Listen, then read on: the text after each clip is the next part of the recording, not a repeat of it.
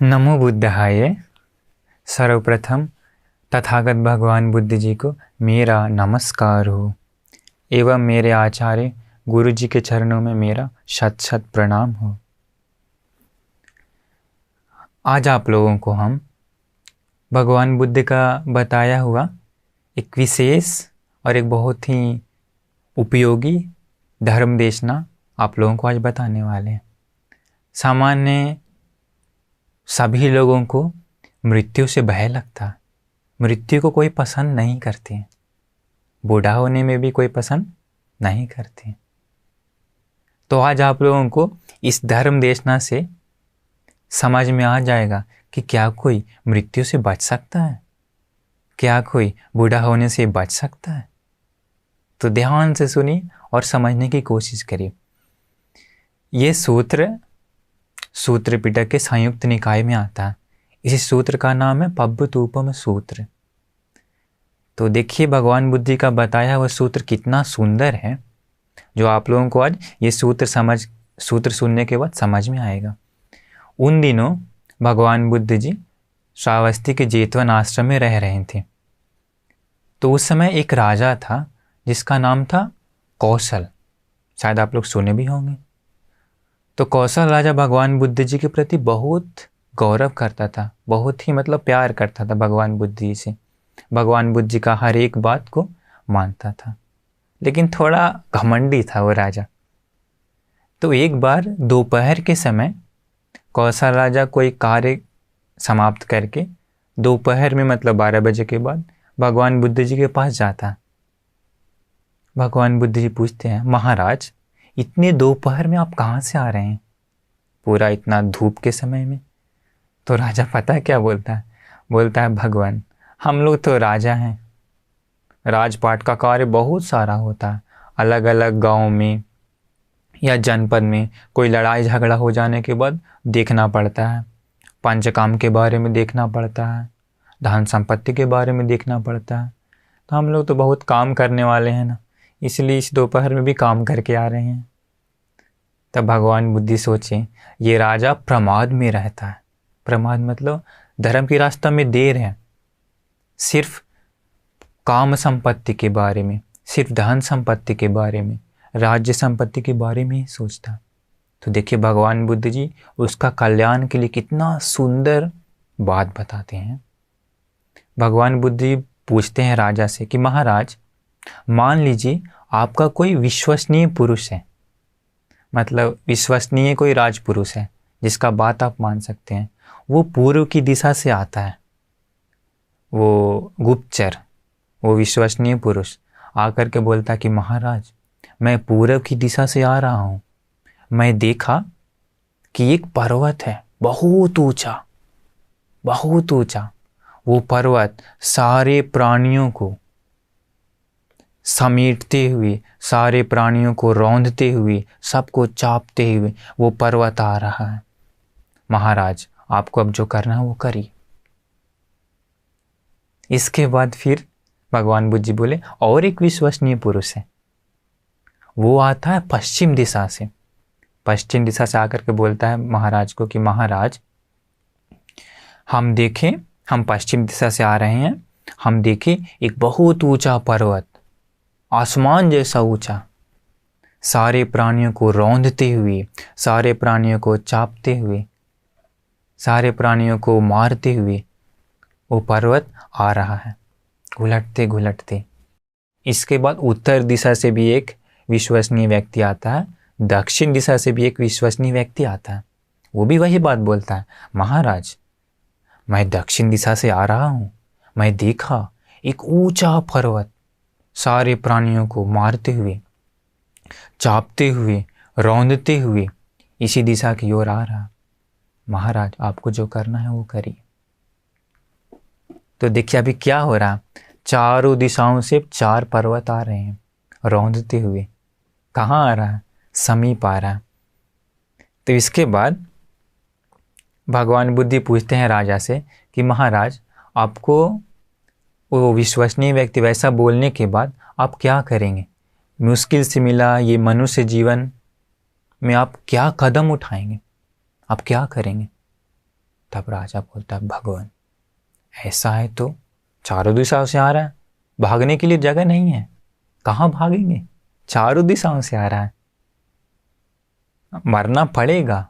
अभी आप सोचिए तो जरा, चारों दिशाओं से पर्वत आने लगेगा तो आप कहाँ भागेंगे, दिशा नहीं है भागने के लिए। तब राजा बोलता है कि भगवान ऐसा समय में तो मैं सिर्फ एक ही काम करूँगा। वो काम क्या है, मैं पुण्य कर्म ही करूँगा, कुशल कर्म ही करूँगा, अच्छा कर्म ही करूँगा, इसके अलावा और कुछ भी नहीं है। देखिए मृत्यु के समय वो क्या बोल रहा है, मृत्यु आने वाला है तो वो क्या करने के लिए बोल रहा है, कुशल कर्म करने के लिए। तब भगवान बुद्ध बोलते हैं कि महाराज मैं आपको सावधान करता हूँ, मैं आपको चेतावनी दिला रहा हूँ, सावधान हो जाइए। वो पर्वत और कोई नहीं है, बुढ़ापा और मृत्यु आपको अपनी समेट में लेने ही वाला है। बुढ़ापा एवं मृत्यु नाम का पर्वत सभी को समेटते हुए, सभी को रौंदते हुए आपके समीप आ रहा है। अभी आप जो करना है वो करिए, भगवान बुद्ध जी बोले। तब राजा बहुत डर गया। डरने की लेकिन बात नहीं है, बुढ़ापा एवं मृत्यु नाम का पर्वत हम लोगों के समीप नहीं आ रहा है। अभी देखिए तो बुढ़ापा और मृत्यु का जो पर्वत है, हर एक सेकेंड, हर एक मिनट, हर एक घंटा, हर एक दिन, हर एक महीना, हर एक साल हम लोगों के समीप आ रहा है। कौन सा पर्वत, बुढ़ापा और मृत्यु का पर्वत। पता नहीं कब हम लोगों को अपनी समेट में ले लेगा। देखिए एक पुराना घटना हम बताते हैं। बहुत पहले एक सुंदर रानी थी, बिल्कुल अप्सरा जैसा, हीरोइन फेल उसके सामने। तो उसका पति मर जाता है। तो एक बार एक सुंदर देवता एक सोना का घड़ा लेकर के आता है। उसी सोने का घड़ा में सोना का सिक्का भरा हुआ है। वो देवता रात में उस रानी के कमरे में प्रकट होता है। प्रकट होकर बोलता है कि अरे सुंदरी, आज रात तुम मेरे साथ एंजॉय करने के लिए चलो, मैं ये सोना का घड़ा तुमको दूंगा। वो रानी बोलती, कौन हो तुम जिस काम सुख के बारे में बोल रहे हो वो मुझे प्रिय नहीं है, वो मुझे प्रिय बिल्कुल नहीं है, चले जाओ यहाँ से, वापस मत आना। वो देवता गायब होकर चला जाता है। कुछ दिन बाद फिर आता है, लेकिन दूसरी बार मालूम है कैसे आता है, चांदी का घड़ा लेकर के आता है। आकर के बोलता है, अरे सुंदरी, आज रात मेरे साथ रहने के लिए चलो, मैं ये चांदी का घड़ा तुमको दे दूंगा। वो रानी दूसरी बार भी कुछ नहीं बोलती है, समझ गई कि अरे हम बोलने जाएंगे तो फिर ये आएगा, चुपचाप रहती है। देवता थोड़ी देर के बाद गायब होकर चला जाता है। कुछ दिन के बाद फिर आता है वो देवता, लेकिन अगर मालूम है तीसरी बार कैसे आता है, एक लोहे का घड़ा लेकर के आता है। लोहे का घड़ा ला करके बोलता है, अरे सुंदरी, आज रात मेरे साथ रहने के लिए चलो, मैं तुम्हें ये घड़ा, लोहे का घड़ा दे दूंगा। रानी को थोड़ा सा हंसी आता है। हंसी आने के बाद बोलता है, अरे मूर्ख देवता, तुम व्यापार के बारे में नहीं जानते हो। व्यापार करने के लिए किसी स्त्री को लुभाना है तो जो मूल्य है, जो दाम है, बढ़ाना चाहिए, परंतु तुम तो मूर्ख हो, तुम तो और घटा दिया। पहले दिन सोना का घड़ा लेकर के आया, सोना का सिक्का भरा हुआ था, दूसरे बार चांदी का, इसी बार लोहे का, तुम्हारे पास दिमाग नहीं है। तब वो देवता देखिए कितना सुंदर बात बोलता है, नहीं, ऐसा मत बोलो, मैं बहुत ही दिमाग वाला व्यापारी हूँ, बहुत जानता हूँ मैं व्यापार करने के बारे में। वो बोलता है, फर्स्ट टाइम जब मैं आया था उस समय तुम्हारा जो रूप था वो रूप आज नहीं है, तुम बूढ़ी हो गई। उस समय जो तुम्हारा आयु था वो आयु अभी नहीं है, समाप्त हो गया, मृत्यु के नज़दीक आ गई। उस दिन जो तुम्हारा सुंदरता था वो सुंदरता आज नहीं है, अभी तुम बूढ़ी हो गई है। इसीलिए मैं धन जो था, जो मूल्य था, मूल्य में कमी कर दिया। पहला टाइम सोना का लाया था, अभी लोहा का लाया। तो देखिए कितना सुंदर बात बोल रहा, क्योंकि हम लोग का भी वैसा ही है। हम लोग का जो 1 महीना पहले रूप था वो आज नहीं है। बुढ़ापा के नज़दीक चले गए, मृत्यु के नज़दीक चले गए। तो देखिए, बुढ़ापा और मृत्यु का पर्वत हर एक दिन, हर एक घंटा हम लोग के नज़दीक आ रहा है। सामान्य देखिए, आजकल के लोग बुढ़ापा से बचने के लिए क्या क्या नहीं करते हैं। अपने चमड़ी को जवान रखने के लिए अलग अलग विटामिन लेते हैं, अलग अलग दवाई का प्रयोग करते हैं। शरीर को मजबूत रखने के लिए अलग अलग खाना खाते हैं, जवान रखने के लिए कि बूढ़ा ना हो, मृत्यु ना हो। लेकिन कोई भी व्यक्ति आज तक बुढ़ापा से बच पाया? नहीं। मृत्यु से बच पाया? नहीं। इसलिए देखिए, हर एक सेकेंड मृत्यु समीप आ रहा है। अभी देखिए, नॉर्मली अभी वर्ल्ड में कोरोना का वायरस आ गया। अभी कोरोना वायरस किसी से भेदभाव करता है क्या? चाहे अमीर हो, चाहे गरीब, चाहे सुंदर हो, चाहे कुरूप, चाहे धनवान हो, चाहे धनहीन, किसी भी देश का हो, किसी भी जाति का हो, किसी भी धर्म का हो, कोरोना किसी से भेदभाव नहीं करती। सबको पकड़ लेती है कोरोना और जान ले लेती है। देखिए, मृत्यु का पर्वत सभी के सामने है। क्या कदम उठाएंगे आप लोग? क्या कदम उठाएंगे? इसलिए देखिए, भगवान बुद्ध जी के समय भी एक देवता भगवान बुद्ध से आकर एक प्रश्न करता है, के तस्सु पिहितो लोको के तस्सु परिवारितो। देवता पूछता है कि भगवान, ये पूरा लोक प्राणी किस चीज से ढका हुआ है और किस चीज का परिवार है ये प्राणी? भगवान बुद्ध जी उत्तर देते हैं, मच्चुना पिहितो लोको जराय परिवारितो। ये पूरा लोक प्राणी मृत्यु से ढका हुआ है। एवं परिवार कौन है? सारे लोक प्राणियों का परिवार है बुढ़ापा। बुढ़ापा ही अंत में सभी के नज़दीक आता है, सभी के नज़दीक आता है। तो देखिए, कितना हम लोगों को संवेग होने की बात है। मृत्यु और बुढ़ापा का पर्वत सामने आ रहा है, आप क्या कदम उठाइएगा? नॉर्मली देखिए, मृत्यु के बारे में और कहेंगे तो हम लोग गाड़ी से जाते समय एक्सीडेंट होकर नहीं मर सकते हैं? मर सकते हैं। देखिए, मृत्यु का पर्वत हमारे सामने है। सीढ़ी से गिर करके नहीं मर सकते हैं? मर सकते हैं। मृत्यु का पर्वत सामने है। पैर फिसल करके मर सकते हैं, सांप काटने के कारण मर सकते हैं, घर का बिल्डिंग गिर गया तो नहीं मर सकते हैं हम लोग? मर सकते हैं। मृत्यु का पर्वत सामने है। घर में शॉर्ट सर्किट होने के बाद आग लग करके नहीं मर सकते हैं? मर सकते हैं। बाहर जाते समय पेड़ गिरने के बाद छप करके हम लोग नहीं मर सकते हैं? मर सकते हैं। मृत्यु का पर्वत हम लोगों के सामने है। तो देखिए, तो प्रतिदिन मृत्यु सामने है। आप लोगों को मालूम है क्या कि प्रति 4 से 5 सेकंड में एक व्यक्ति का मृत्यु हो जाता है इस दुनिया में।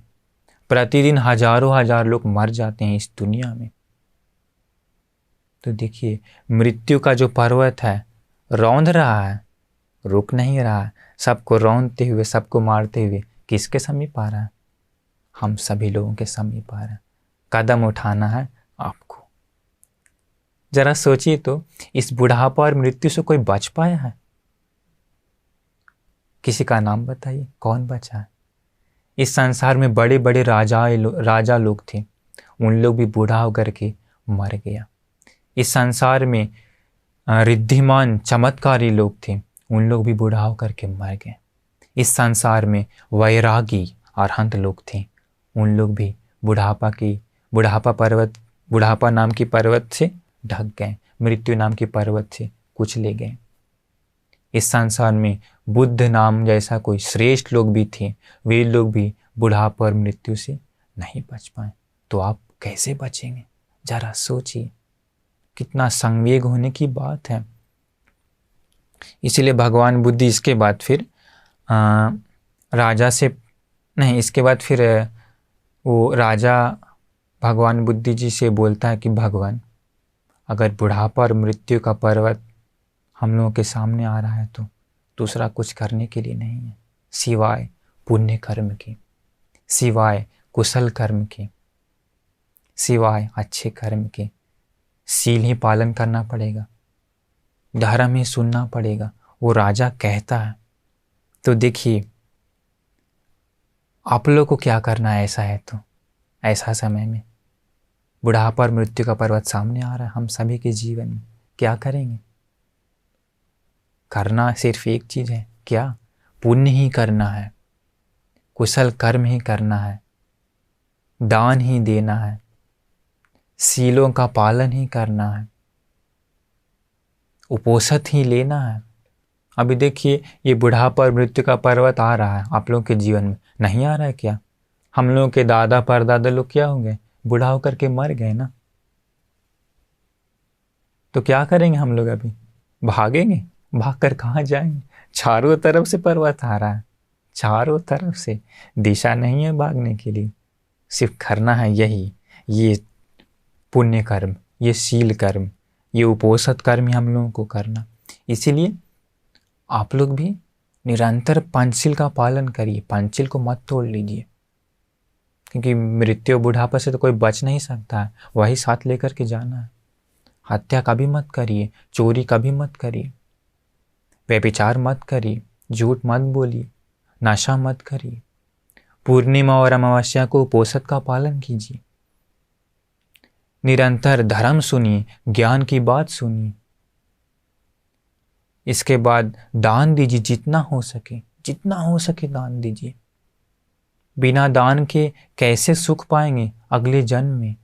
ये दान ही है सुखी बनाने का तरीका, ये दान ही है अमीर होने का रहस्य। इसके बाद त्रिशरण में जाइए, त्रिशरण में जा करके श्रद्धा को स्थिर कर लीजिए, स्थापित कर लीजिए। जरा सोचिए, आजकल के लोग बहुत सारे हैं जो दान देने में कंजूसी करते हैं, बहुत कंजूसी करते हैं। उन लोग क्या करते हैं मालूम है? हमेशा धन दौलत कमाने में ही लगे रहते हैं, बहुत मेहनत करते हैं धन दौलत कमाने के लिए। मृत्यु के बारे में जरा भी नहीं सोचते हैं, बिल्कुल नहीं सोचते मृत्यु के बारे में। लेकिन जरा सोचिए, क्या मृत्यु के बारे में नहीं सोचते हैं ना? तो देखिए उन लोग कमाया हुआ धन रह जाएगा, कहाँ रह जाएगा? धरती पर ही। मृत्यु के साथ उस धन को छोड़ करके जाना पड़ेगा। इसके बाद बाल बच्चा रह जाएगा, कहाँ? धरती पर। लेकिन मरते समय उन बाल बच्चों को छोड़कर जाना पड़ेगा। बहुत सारा प्रॉपर्टी, अपना ज़मीन रह जाएगा, मरते समय उस प्रॉपर्टी को, उस ज़मीन को छोड़कर जाना पड़ेगा, जाना पड़ेगा। तो ये सोचिए, ये सोच करके ही कुशल कर्म करिए, पुण्य कर्म करिए, हमेशा दान देने के लिए कोशिश करिए, हमेशा कोशिश करिए। देखिए अगर मान लीजिए कोई व्यक्ति एक दिन में 100 रुपया कमाता, तो 100 रुपया कमाता है तो उसमें से कुछ रुपया दूसरों को दान देना चाहिए, दूसरों को देना चाहिए। नहीं तो अगले जन्म में कैसे सुख भोगेंगे? आजकल कितने सारे कंजूस लोग हैं जो देते नहीं हैं। याद रखिए, कोई अमीर बनता है तो देने के कारण ही अमीर बनता है अगले जन्म में। कंजूस होने से कभी भी अमीर नहीं बन जाता। ये संपत्ति भगवान किसी को नहीं दे देता है, भगवान नहीं देता। देने के कारण ही, अपना कर्म से ही कोई सुखी बनता है अगले जन्म में। मान लीजिए आप बिस्किट खा रहे हैं, तो बिस्किट खाते समय उसी बिस्किट में से कुछ बिस्किट दूसरों को दान दे करके खाइए, दूसरों को दान दे करके। क्यों? क्योंकि आप जो खाएं ना बिस्किट, वो बिस्किट डाइजेस्ट होकर के पखाना के रूप में निकल जाएगा। लेकिन जो दूसरों को दिए ना, वो पुण्य मरते के साथ आपके साथ जाएगा, आपके साथ जाएगा। मान लीजिए आप एप्पल खा रहे हैं, उसी एप्पल में से आधा एप्पल काट करके किसी दूसरों को दान दीजिए। आप जो खाएं ना एप्पल, वो एप्पल डाइजेस्ट होकर के पखाना के रूप में निकल जाएगा। लेकिन आप जो दिए वो पुण्य मरते समय आपके साथ जाएगा, आपके साथ जाएगा।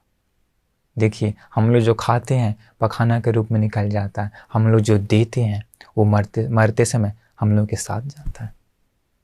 कितना सुंदर ये कार्य। इसके बाद और सोचिए, बहुत सारे लोग नए नए कपड़ा लेते हैं पहनने के लिए। तो नए नए कपड़ा लेने के बाद उन्हीं कपड़ों में से कुछ कपड़े, नए कपड़े दूसरों को दान दीजिए। क्यों? क्योंकि जो कपड़ा पहनते हैं, नए नए कपड़ा, वो समय के साथ पुराना होकर के फट जाएगा, हम लोग फेंक देते हैं। लेकिन जो दूसरों को दान दिए ना, कपड़ा दान दिए ना, वही पुण्य मरते समय आपके साथ जाएगा। लेकिन जो खुद पहन लिए वो क्या हो जाता है? फट करके फेंका जाता है। तो देखिए, इस धन संपत्ति को अपने साथ लेके जाने का यही तरीका है। क्या है? दान से। जो देते हैं वही साथ जाता है, उसका पुण्य। जो हम लोग रखते हैं अपने पास छुपा करके, वो मरते समय छोड़ कर जाना पड़ता है। इसलिए ये दान आप लोग अपने जीवन में प्रयास कीजिए। इसके बाद और कहेंगे तो दान के बारे में, भिक्षु संघ को दान देते हैं तो और बहुत अच्छा है, क्योंकि भिक्षु संघ को दान देने से महान पुण्य मिलता है, अग्र पुण्य मिल जाता है। अग्र। एक बार भगवान बुद्ध जी से ये जो कौशल राजा यही आकर के पूछता है कि भगवान, किसको दान देना चाहिए, किसको दान देना चाहिए, तथा किसे दान देने से बहुत पुण्य मिलता है, बहुत पुण्य मिलता है। तब भगवान बुद्ध जी बोले, महाराज, किसे दान देना चाहिए तथा किसे दान देने से ज़्यादा पुण्य मिलता है, 2 प्रश्न हैं, एक नहीं। भगवान बुद्ध जी बताएं कि जहाँ दान देने से तुम्हारा मन में खुशी उत्पन्न होता, वह उसको दान देना चाहिए। मतलब जिसे दान देने का मन करता है उसे दान देना चाहिए, पुण्य मिलेगा। क्योंकि कोई लोगों को, भिखारी लोगों को दान देने में अच्छा लगता है, गरीबों को खाना देने में अच्छा लगता है, कपड़ा देने में अच्छा लगता है। तो जहाँ अच्छा लगता है वहाँ दान देना चाहिए, पुण्य मिलता है। लेकिन भगवान बुद्ध जी बताते हैं कि किसे दान देने से महान पुण्य मिलता है। भगवान बुद्ध जी बताएं, भिक्षु संघ को दान देने से महान पुण्य मिलता है, अग्र पुण्य मिलता है, विशाल पुण्य मिलता है। क्यों? क्योंकि भिक्षु संघ जो होते हैं, अभी का भिक्षु नहीं, भिक्षु संघ में आते हैं भगवान बुद्ध जी के समय जितना भी थे, अरहंत सारिपुत्र भंते जी, अरहंत मोग्गलान भंते जी, महाकाश्यप भंते जी, उन लोग का मन में राग बिल्कुल नहीं, उन लोग का मन में क्रोध थोड़ा भी नहीं, मोह, माया, अहंकार, घमंड कुछ भी नहीं है।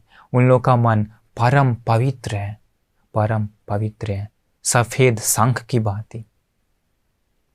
उन लोग इस पंचकाम में ठीक उसी प्रकार नहीं अटकते हैं जिस प्रकार कमल के पत्ते पर पानी सटता नहीं है। वे अरहंत लोग वैसे इस लोक में अनासक्त मन से विचरण करते थे। तो ऐसे भिक्षु संघ को दान देने से अग्र महान पुण्य मिलता है। तब राजा खुशी हो जाता है। इसके बाद बोलता है कि भगवान, ऐसा है तो बड़ा पुण्य, अग्र पुण्य करना है तो भिक्षु संघ को ही दान देना चाहिए। तो इसलिए आप लोगों को भी किसी को दान दे सकता है, पुण्य मिलेगा। लेकिन अग्र महान पुण्य करना है तो, महान पुण्य जमा करना है तो भिक्षु संघ को दान देंगे तो अग्र महान पुण्य मिलेगा, महान पुण्य मिलेगा। तो देखिए कितना सुंदर कारण है ये, कितना सुंदर कारण है। हम लोगों को बुढ़ापा और मृत्यु से बच करके कहीं भाग नहीं सकता, कहीं नहीं। तो करना क्या है? यही सीलों का पालन हमेशा करना है, उपोषण हमेशा लेना चाहिए, पूर्णिमा और अमावस्या को। धर्म हमेशा सुनिए। अभी आप लोगों को इस चैनल के द्वारा धर्म भी सुनाई देता है, सत्य धर्म। आजकल सत्य धर्म सुनाई देना बहुत मुश्किल है, बहुत मुश्किल है। तो इसीलिए हम लोग को ये धन को लेकर के जाना है, तो आप लोगों को अपना धन को लेकर के जाना है तो ये धर्म को प्रैक्टिस करिए, दान दीजिए। देखिए एक सुंदर हमको एक घटना याद आया। क्या आप लोग सुने हैं द ग्रेट अलेक्जेंडर का स्टोरी? ग्रीक का राजा था वो अलेक्जेंडर। वो बहुत देश युद्ध करके, लड़ाई करके, बैटल में बहुत सारा देश को जीत लिया था। इंडिया भी आया था मेरे याद से, इंडिया को भी जीतने का ट्राई किया था लेकिन असफल हुआ था शायद। तो इस प्रकार वो बहुत सारा देशों को, कंट्री को जीत लिया था, अपने अंडर में कर लिया था। बहुत युद्ध किया, बहुत मार काट किया। अंत में वो अंतिम समय एक इच्छा प्रकट करता है, एक लेटर लिखता है, एक विश करता है, क्या कि राज्यसभा में, अपना सभा में, राज दरबार में, कि देखो हम मरने वाले हैं, मरने के बाद जो शमशान घाट में उठा करके लेके जाते हैं आदमी लोगों को, तो वो बोलता है कि मेरा जो डेड बॉडी है उसको आदमी लोग नहीं, मेरा जो राजकीय वैद्य लोग हैं, राजकीय डॉक्टर लोग हैं, स्पेशल डॉक्टर लोग राज्य का, उन लोग ही मेरा बॉडी को उठा करके लेके जाना चाहिए। पहला ये। इसके बाद वो दूसरा विश करता है कि जब उठा करके लेके जाते समय, उस समय पेट्टी में, मतलब पेट्टी मतलब कि एक सुंदर सा डब्बा में डाल करके लेके जाता था, तो बोलता है कि जब वो डब्बा बनाएगा तो उसी डब्बा के दोनों साइड छिद्रा होना चाहिए तथा मेरा दोनों हाथ ऐसे बाहर में लटकते हुए जाना चाहिए, ऐसे लेकर के जाना। इसके बाद तीसरा विश करता है, वो तीसरा प्रार्थना करता है, बोलता है कि हम, मेरा जो बहुत सारा सोना चांदी है, उसी सोना चांदी को शमशान घाट में लेके जाते समय रास्ता के दोनों ओर सारे सोना चांदी को बिखेर करके जाना, मतलब बिखेर देना दोनों साइड में। देखिए कैसा अद्भुत उसका विश है ना। तो एक राज्य दरबार में एक आदमी पूछता है कि महाराज आप ऐसा विश क्यों कर रहे हैं, क्यों आप ऐसे बोल रहे हैं? तब राजा बोलता है, क्या बोलता है, देखिए, बोलता है कि लोग डॉक्टर को भगवान कहते हैं, डॉक्टर ही जीवन बचाता है, लेकिन इतना महान महान डॉक्टर होने के बाद भी हमको जिंदा नहीं रख सकता, हमको मरने से नहीं बचा सकता है, अंत में मरना ही पड़ता है, मृत्यु का मुख में जाना ही पड़ता है। इसलिए वो बोलता है कि डॉक्टर मेरा शरीर को उठा के लेके जाएगा, इसी से लोगों को संदेश मिलेगा, लोग समझ जाएगा कि ऐसा महान राजा को भी डॉक्टर भी नहीं बचा पाया। इसका अर्थ क्या है कि मृत्यु से कोई बच नहीं सकता। कितना सुंदर कारण है। इसके बाद वो बताता है दूसरा विश के बारे में। दूसरा विश का अर्थ है, वो बोलता है ना कि मेरा दोनों हाथ उसी डब्बा के बाहर निकाल देना। उसका अर्थ बताता है वो कि हम इस जीवन में बहुत सारा धन दौलत जमा किए, बहुत सारा कंट्री को अपने वश में की युद्ध करके, बहुत सारा सोना चांदी है, लेकिन वो बोलता है कि मरते समय खाली हाथ हम जा रहे हैं। इसलिए लोगों को संदेश मिलना चाहिए, सीख मिलना चाहिए कि इतना बड़ा राजा भी मरते समय खाली हाथ जा रहा है, कुछ नहीं लेके जा रहा है जमा किया हुआ चीज। देखिए राजा को कितना दिमाग होगा ना। इसका तो तीसरा विश था उसका कि उसी रास्ते के दोनों साइड सोना चांदी बिखेर देना। उसका अर्थ बताता कि हम जीवन भर बहुत सारा युद्ध किए, जीवन भर युद्ध करने के लिए मेहनत किए। क्यों? राज्य को अपना वश में करने के लिए, देश को अपना वश में करने के लिए, बहुत सारा धन संपत्ति का मालिक बनने के लिए। लेकिन वो बोलता है कि मरते समय हम एक भी रुपया, एक भी सोना, एक भी चांदी, एक भी डायमंड अपने साथ नहीं लेके जाते हैं। इसलिए वो बोलता है कि रास्ते में दोनों साइड सोना चांदी को बिखेर दो, ताकि लोगों को समझ में आए कि इतना बड़ा राजा भी सब छोड़ के गया, सब छोड़ के गया। तो देखिए, तो अलेक्जेंडर जो था बहुत सारे देशों का मालिक बन गया था, देशों को जीत गया था, लेकिन उसका विचार को देखिए, सुंदर विचार है। उसको भगवान बुद्ध जी का धर्म नहीं मिला। अगर उसको धर्म मिलता तो वो सही रास्ता पर जा सकता था, उसके पास दिमाग था। लेकिन बहुत युद्ध किया, अंत में बहुत सारा धन जमा भी किया, बहुत सारा देशों का मालिक भी बन गया, लेकिन मरने के बाद कहाँ गया? अफाई में। क्यों? क्योंकि वो हत्या ही किया है हमेशा, सारे धन संपत्ति को छोड़ करके गया। इसके बाद और आप लोगों को करना है क्या? दान देना है। और एक विशेष कारण है क्या? त्रिशरण की शरण में जाना है, त्रिशरण में जाना है। त्रिशरण में जा करके श्रद्धा में स्थिर होना है, क्योंकि ये श्रद्धा ही एक ऐसा चीज है जिसे किसी को भी स्वर्ग लेकर के जा सकती है। आप लोग मठ कुंडली के बारे में सुने ही होंगे। मठ कुंडली अंतिम में भगवान बुद्ध जी के प्रति श्रद्धा उत्पन्न करके कहाँ जाता है? मर के दिव्य लोक में जाता है। देखिए, वो अलेक्जेंडर बहुत सारा कंट्री का मालिक बन गया, लेकिन उसको वो धन संपत्ति के कारण वो स्वर्ग लोक में नहीं जा पाया।